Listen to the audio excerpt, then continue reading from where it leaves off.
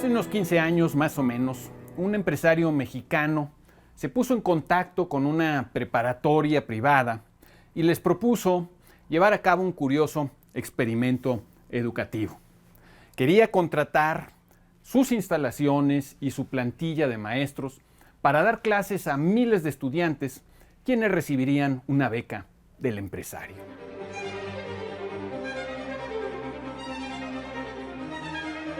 Quizá el aspecto más interesante de este experimento educativo es que se asemeja a lo que suele hacerse en los experimentos científicos controlados, en el sentido de dejar todas las variables fijas y ver qué pasa cuando se altera tan solo alguna de ellas. En el caso que estamos refiriendo, las variables fijas fueron la ubicación del plantel, las instalaciones, el nivel socioeconómico de los alumnos, la plantilla de maestros, la pedagogía empleada, los planes de estudio, etc. Todas estas permanecieron casi sin cambios. Inclusive la preparatoria privada seguiría operando de manera normal, con su propio nombre y los mismos maestros, solo que en un horario diferente.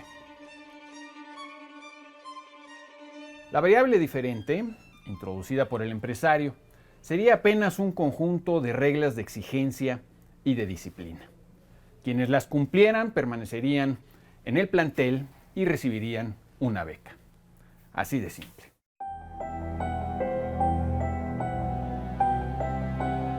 Pongo otro ejemplo de experimentación educativa menos afortunada, pero a escala bastante mayor. En 1985, un juez federal obligó a la ciudad de Kansas, Missouri, a destinar $2,000 millones en 12 años para mejorar la educación y elevar el rendimiento de sus estudiantes, por lo menos hasta alcanzar el promedio del resto del país. La ciudad construyó nuevas escuelas con instalaciones envidiables, como albercas olímpicas, gimnasios, laboratorios de robótica, estudios de animación, reservas ecológicas, un simulacro de Naciones Unidas con traducción simultánea, etc. También dio un gran aumento de sueldo a los maestros y envió al extranjero a maestros y alumnos para que conocieran otras culturas y otros continentes. El gasto por estudiante llegó a casi $12,000 anuales de aquella época, mucho más que en ningún otro distrito escolar de Estados Unidos. Menciono dos casos, pero en realidad los experimentos educativos son muy infrecuentes. Por lo general, las escuelas tienen una manera de trabajar bastante uniforme y se apegan a ella sin ensayar mayores variantes. Las escuelas suelen seguir lineamientos fijados desde arriba por las autoridades o desde lejos por las costumbres y muy rara vez experimentan por sí mismas desde su propio centro. Una de las razones que suelen esgrimirse contra la experimentación en las escuelas es que los alumnos son niños y no conejillos de indias. Se dice que ningún padre está dispuesto a que su hijo participe en ninguna clase de experimento que ponga en riesgo su educación. Pero, de entrada, la educación siempre ha sido una empresa arriesgada, en el sentido de que algunos alumnos aprenden muchas cosas y otros alumnos no aprenden casi nada. No existe ningún método educativo que sea 100% seguro para que todos los alumnos aprendan todo lo que deseamos que aprendan los alumnos, o por lo menos este método no ha sido descubierto. Y en este sentido, el riesgo de no aprender existe desde antes de que decidamos hacer algún tipo de experimento.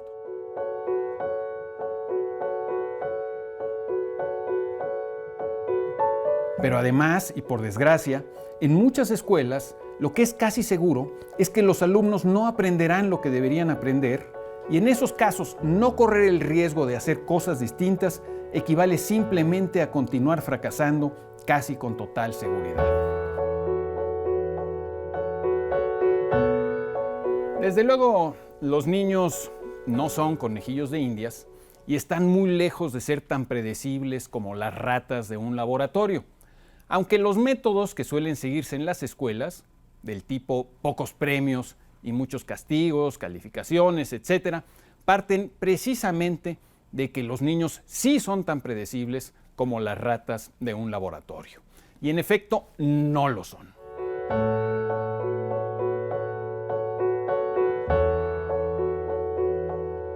Cuando afirmo que hay que experimentar más en las escuelas, no me refiero desde luego a arruinar la educación de nadie en forma deliberada, sino a buscar mejores maneras de educar, y para ello es importante tener el valor de hacer las cosas de distinta manera, corriendo los riesgos que razonablemente puedan correrse, aprendiendo de la experimentación y corrigiendo sobre la marcha.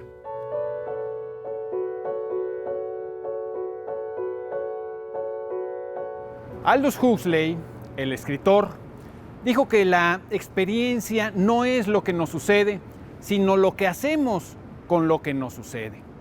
Podemos llegar a viejos sin llegar a ser jamás expertos, y al mismo tiempo, en ciertas disciplinas, hay jóvenes que son bastante expertos.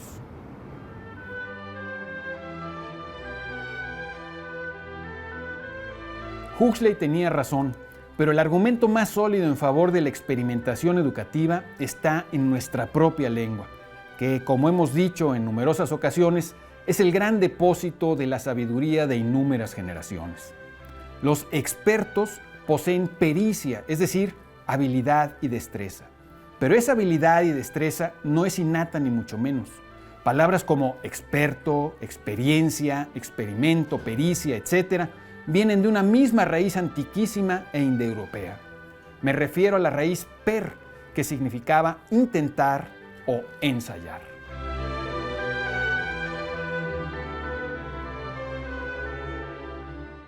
En otras palabras, la etimología, la arqueología de la lengua nos está diciendo que para llegar a tener pericia, es decir, para llegar a ser expertos, para llegar a ser dueños de la auténtica experiencia, necesitamos experimentar.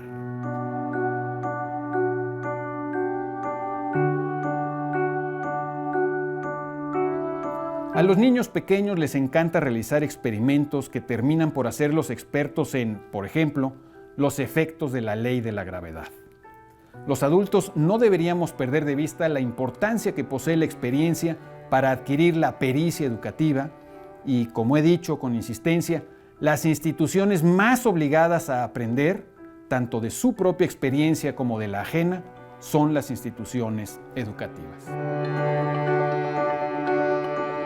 David Kolb, en su libro Experimental Learning, Experience as a Source of Learning and Development, habla de un ciclo de aprendizaje que consta de las siguientes 4 fases.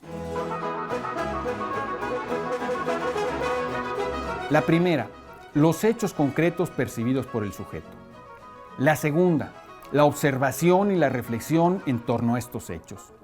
La tercera fase es la formación de ideas o conceptos abstractos a partir de haber reflexionado sobre nuestras observaciones. Y la cuarta y última fase, que a su vez hará en muchos casos que se reinicie el ciclo completo del aprendizaje, es la de poner a prueba nuestros nuevos conceptos, es decir, la de experimentar.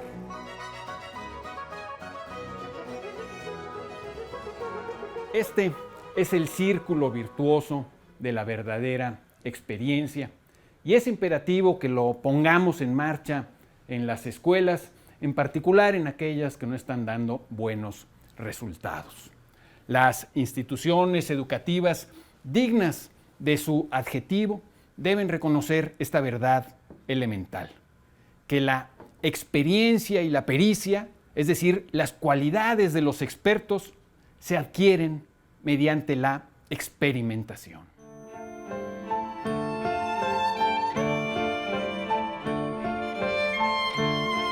Hace unos minutos mencionamos 2 experimentos educativos. En el que se llevó a cabo en Kansas por órdenes de un juez, después de 12 años resultó que el rendimiento escolar por alumno apenas había mostrado alguna mejoría y seguía sin alcanzar el promedio nacional de Estados Unidos. Fue un costoso fracaso. Pero al menos dejó una lección que podría ser aprovechada en el futuro. Para mejorar la calidad educativa no basta con destinar más dinero a las escuelas. Es mucho más fácil mejorar el presupuesto educativo que mejorar la calidad educativa, como lo sabemos bien en México. En el otro caso, el del empresario mexicano que introdujo la variable de reglas de disciplina y rendimiento escolar, dejando las demás variables fijas, el experimento ha sido más exitoso. Pienso en casos de exalumnos como el de Rafael Rivera, uno de los pocos mexicanos a los que Harvard permitió cursar 2 maestrías simultáneamente, y en el de muchos otros que no solo han estudiado en universidades importantes de México, como la propia UNAM, y en las de otros países, sino que han obtenido por méritos propios empleos de gran responsabilidad en empresas de categoría mundial, o en el de aquellos que han formado empresas productivas que multiplican la prosperidad.